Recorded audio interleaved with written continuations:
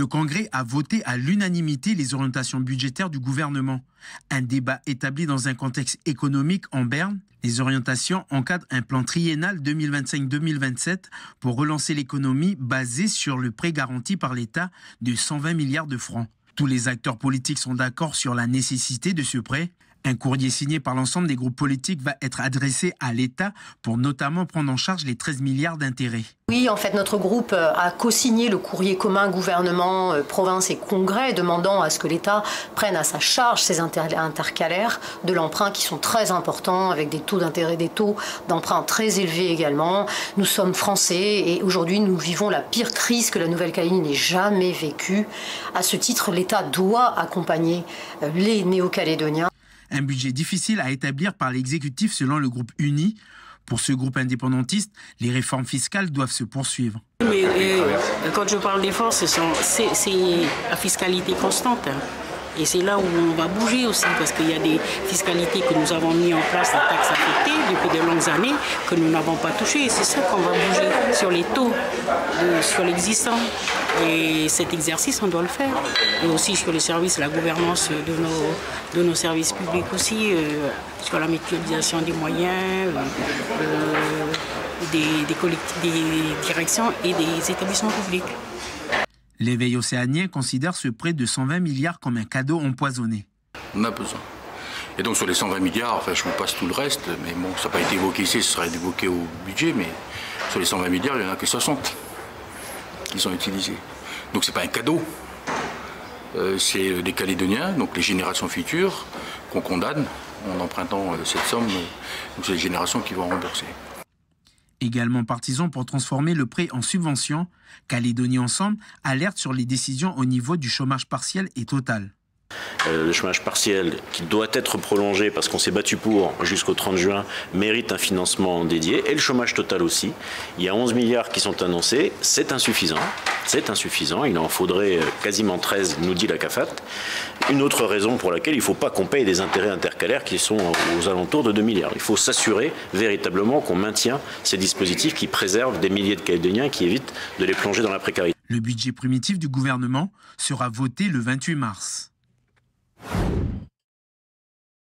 Le premier centre d'accueil pour auteurs de violences conjugales dresse un bilan provisoire. Ouvert depuis le mois de décembre, la structure accueille 8 personnes en attente de leur jugement.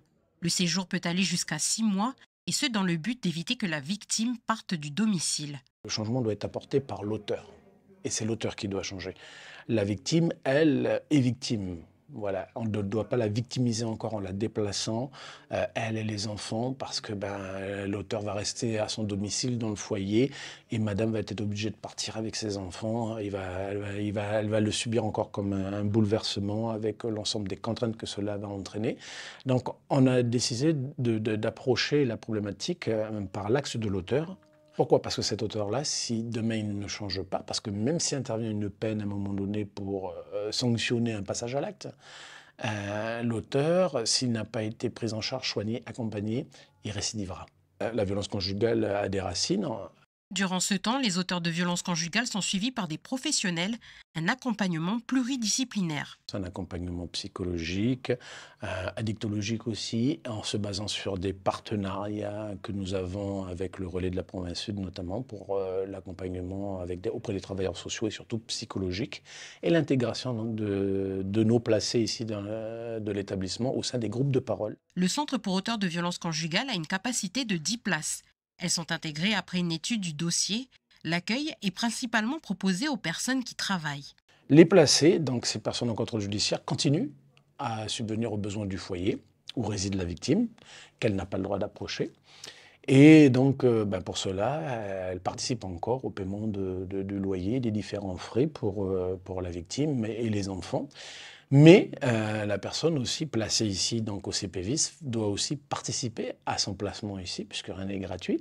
Pour nous, c'est une forme de responsabilisation aussi des auteurs de violences. La structure a ouvert ses portes au mois de décembre et le bilan provisoire est déjà positif pour les 8 personnes accueillies. Et les personnes placées ont pris conscience que c'est une chance qui leur est donnée, parce que si le CPVIS n'existait pas et qu'elle n'avait pas de solution d'hébergement, il n'y aurait pas eu de mesures judiciaires possibles. Donc ça aurait été pour elle synonyme d'incarcération. Et comme je vous expliquais tout à l'heure, pour une personne en situation de travail et autres et tout, qu'il y ait incarcération, dit que forcément perte de l'emploi et précarisation des personnes.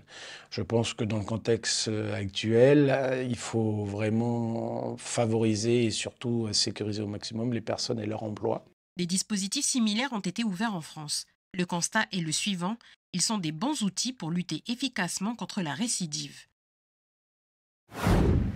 Là, il est inconscient, on a vérifié qu'il respire toujours, du coup on va le mettre dans une position sécurisée.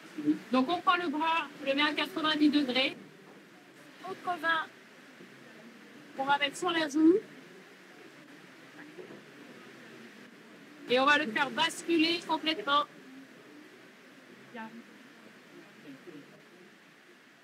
Et on ouvre la bouche au cas où il vomisse. On a fait un atelier pour apprendre à mettre en PLS une personne. Et après, on a fait un atelier pour l'arrêt cardio-respiratoire et un atelier en cas d'hémorragie externe pour apprendre à faire des compressions, des garrots. Jamais ça arrive à la maison, ben, je peux faire les premiers gestes au lieu d'aller à l'hôpital et puis sans rien faire. Quoi.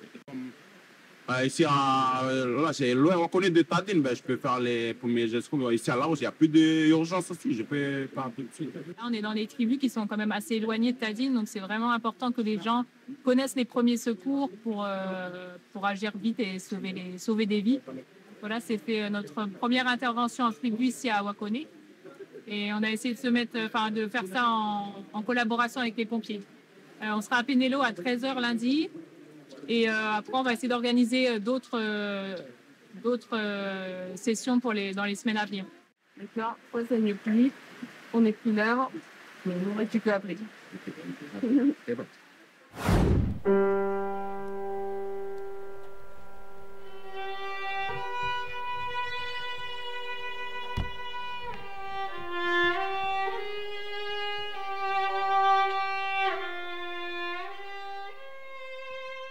Alors, Funérailles d'hiver, c'est une farce burlesque musicale qu'on a créée avec toute la troupe amateur de la compagnie Le Salé, qui met en scène l'histoire de deux familles qui se fuient pendant 1h30 pour échapper l'une à un enterrement et l'autre pour essayer d'accéder à un événement heureux qui est un mariage.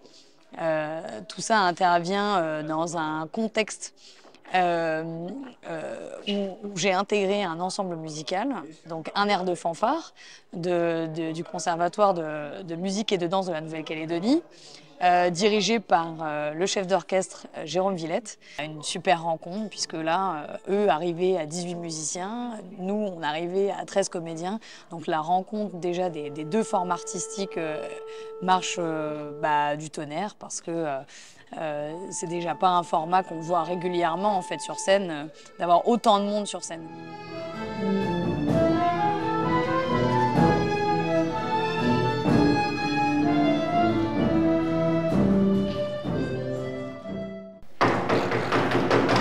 Si nous lui ouvrons la porte, que se passe-t-il?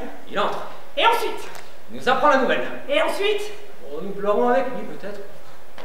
Que se passe-t-il quand quelqu'un meurt? Quelle cérémonie organise-t-on pour un mort? L'enterrement. Qui aura lieu quand? Demain. Et qu'avons-nous prévu pour demain? Le mariage à Belvétia. Un mariage et un enterrement, qu'est-ce qui prime? Que veux-tu dire? Qu'on va devoir... En l'occurrence, le message de Funérailles d'hiver, c'est la famille, ça peut être aussi incroyable. Et moi, j'ai rencontré une famille incroyable. Donc, je souhaite en tous les cas au public de réussir à toucher ça du doigt. Donc en 3 mois, on a monté le spectacle et puis on a joué la première l'année dernière le 29 novembre. Vu l'engouement du public à rejouer le spectacle, voilà, on a repris les répétitions ces dernières semaines et puis le conservatoire nous a proposé de nous accueillir à nouveau ce week-end, les 15 et 16 mars. Ma mère est morte!